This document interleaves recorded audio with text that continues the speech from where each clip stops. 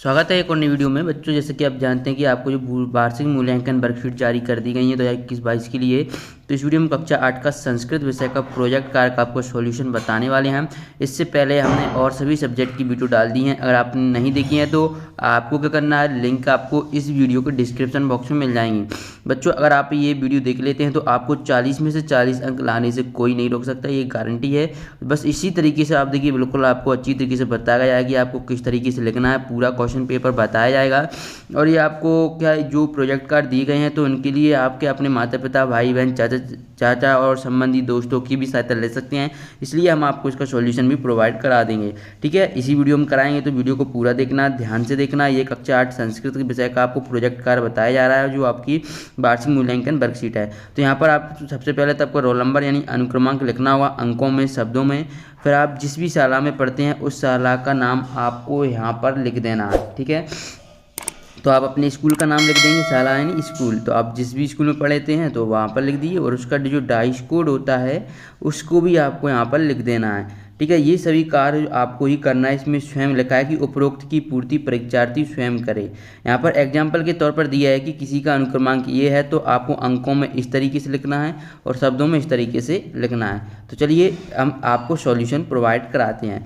तो पहला क्वेश्चन है, निर्देशानुसारम परियोजना कार्य कुरत, यानी कि जो निर्देश दिए गए हैं उनके अनुसार हमें जो परियोजना कार्य है उसे हमें पूरा करना है। तो पहला क्वेश्चन है आ नंबर का, इसमें वसंत पंचम्याम सरस्वती पूजनस्य चित्र निर्माणम। तो जो वसंत पंचमी होती है, जहाँ पर जब वसंत पंचमी में सरस्वती की हम पूजा करते हैं तो उसका हमें चित्र बनाना है। तो हमने ये चित्र बना दिया है। चित्र संस्थाप संस्कृते, चित्र बनाने के बाद संस्कृत में पंच वाक्य यानी लिखा 5 वाक्य लिखना है। तो यहाँ पर देखिए हिंदी में भी लिखा है, सरस्वती जी का चित्र बनाकर लगाकर या संस्कृत में 5 वाक्य लिखिए। तो चलिए बच्चों 5 वाक्य देख लेते हैं कौन कौन से हैं। पहला यहाँ पर आप देख पा रहे हैं, सरस्वती पूजा हिंदू नाम एका प्रमुख पर्व अस्ति। तो जो सरस्वती पूजा होती है वो हिंदुओं का एक प्रमुख पर्व होता है ना। तो इस प्रकार से कर देना है। दूसरा देखिए, प्रतिवर्ष महामासस्य शुक्ल पक्षस पंचम तिथो जना सरस्वती पूजनोत्सव आर्यन्ते।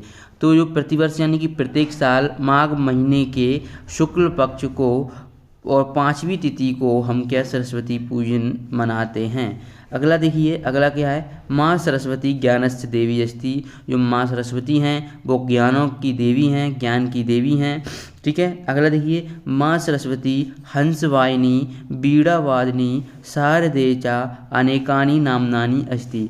तो माँ सरस्वती के अनेक नाम हैं, इनमें एक नाम हंसवाहिनी है, बीड़ावादिनी है, शारदे है ना। तो इनके अनेक नाम हैं, इनमें से हमने 3-4 नाम हमने यहाँ पर लिखे हुए हैं।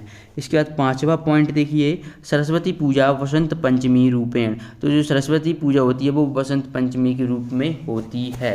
बच्चों इस तरीके से पहले का आ का उत्तर लिखेंगे तो आपको यहाँ से 10 नंबर बिल्कुल मिल जाएंगे। यहाँ पर आपको 5 नंबर इस डायग्राम के मिलेंगे और 5 नंबर जो आप ये लिखेंगे। ठीक है, तो दोनों ही करना नहीं है, आप सिर्फ ये 5 वाक्य लिख दें तो इससे आपको पूरा अंक नहीं मिलेगा, दोनों ही करना है।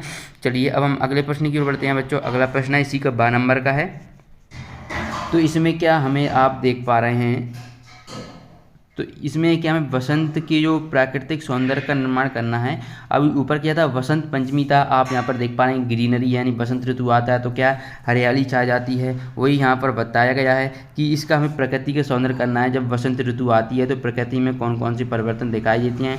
ये बच्चों आपने हिंदी में भी क्वेश्चन किया होगा कि वसंत ऋतु के आगमन के बाद हरियाली छा जाती है ना, कोयल कूकने लगती है ना। इस प्रकार से आपने किए होंगे। तो अब ये हमें संस्कृत में लिखना है, लेकिन पहले हमें चित्र चिपकाना है। तो ये चित्र आप देख लीजिएगा या फिर आप गूगल पर सर्च कर लीजिए वसंत ऋतु, तो आपको ऊपर ही देखने को मिल जाएगा। पर इमेज पर सेलेक्ट कर लीजिए। ओके, तो यहाँ पर चित्र का हमें देखना है, तो चलिए देख लेते हैं। आप पंचवाक लिखना है, तो वसंत पंचमी श्री पंचमी नामना अपि जायते। तो वसंत पंचमी को हम श्री पंचमी के नाम से भी जानते हैं। ठीक है, अगले क्वेश्चन की ओर बढ़ते हैं। तो हमें तो 12 नंबर का भी आपको देखने को मिलेगा, बस टेंशन ना लें। पहले मैं आपको ये और भरवा दूं, मध्य प्रदेश मानचित्राणाम, मध्य प्रदेश का नक्शा बनाएं। तो ये आपको दिया गया है मध्य प्रदेश का नक्शा, इस तरीके से आपको बना देना है। फिर इसके बाद यहाँ से क्वेश्चन पूछ जाएंगे कि मध्य प्रदेश से महान, आपको उसका भी 12 नंबर का बताया जाएगा। वसंत ऋतु के वो भी बताया जाएगा, आप टेंशन नहीं, वीडियो को लास्ट में मैं वो वाला क्वेश्चन आपको कवर करवाऊंगा, ठीक है। तो यहाँ पर पहले ये देखते हैं, मध्य प्रदेश से महान नगराणाम नामानि लिखत। तो मध्य प्रदेश के महान नगरों के नाम लिखिए, तो इंदौर है। इंदौर आप जानते हैं कि सबसे स्वच्छ है ना, नंबर 1 आता है स्वच्छता में। और भोपाल दूसरा, और तीसरा ग्वालियर, चौथा जबलपुर। तो ये प्रमुख हमने यहाँ महानगरों के नाम बता दिए हैं, ठीक है। चलिए फिर इसके बाद इसी में तीसरा प्रश्न पूछा गया है, प्रदेशस्य प्राचीन नगराणाम परिचय, यानी कि प्रदेश के प्राचीन धार्मिक ऐतिहासिक नगरों की सूची बनाएं। तो यहाँ पर आपको सूची किस तरीके से बनाना है, पहला हो जाएगा उज्जैनी, आप जानते हैं। दूसरा आप देखिए, दूसरा आपका हो जाएगा धारा नगरी। तीसरा हो जाएगा माधवगढ़, है ना। चौथा हो जाएगा ओंकारेश्वर, और 5वां है भोजपाल, यानी। तो ये आपको कुछ हमने यहाँ पर जो प्राचीन है ऐतिहासिक नगरों की यहाँ पर हमने सूची बना दी है, ठीक है। इस तरीके से आपको इसकी सूची बना देना है। अगले प्रश्न की ओर बढ़ते हैं। अगला प्रश्न है हमारा, मध्य प्रदेशस्य नदी नाम पर्वतानाम चा परिचय, यानी कि जो मध्य प्रदेश में नदियों के नामों की एवं पर्वतों के नामों की सूची बनाना है। तो नदी में क्या हो जाएगा, नर्मदा नदी है, चंबल नदी है, सोन नदी।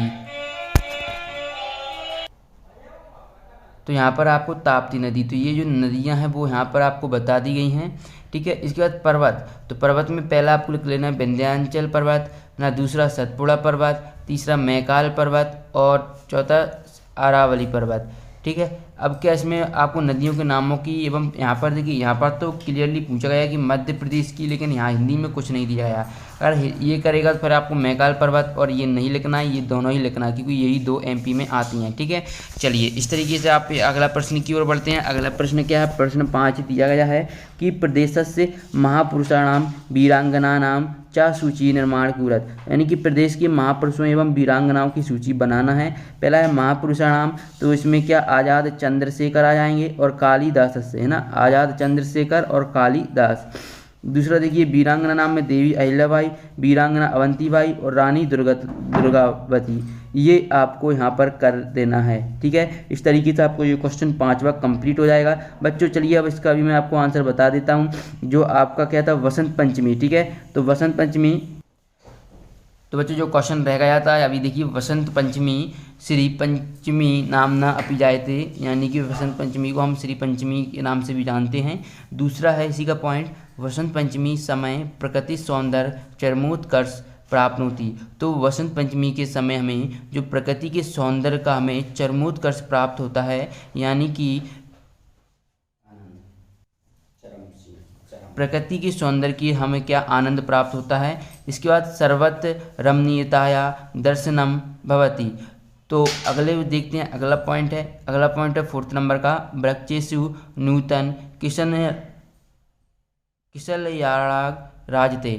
अगला पॉइंट है ऐसा उत्सव सौंदर्य से रमणीयताया पुष्पाणाम चा उत्सव अस्ति। तो ये जो उत्सव है इसे हम सौंदर्य और रमणीयताया पुष्पाणाम यानी कि पुष्प चा उत्सव के रूप में भी मानते हैं।